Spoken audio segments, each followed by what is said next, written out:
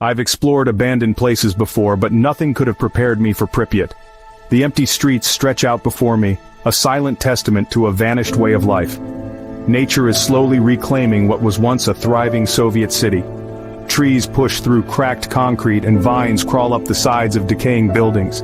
The iconic Ferris wheel, never used, stands as a haunting symbol of dreams unfulfilled. In an abandoned apartment, I find a child's doll, left behind in the rush to evacuate. It's a stark reminder of the lives interrupted by the Chernobyl disaster. Standing here, I can almost hear the echoes of the past, the laughter of children, the bustle of daily life. Now only the wind whispers through the empty corridors of this ghost town. The clock in the town square is forever frozen at the moment of evacuation, a poignant metaphor for a city where time stands still.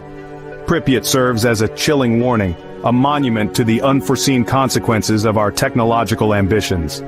As I leave, I carry with me the weight of this place, a city frozen in time.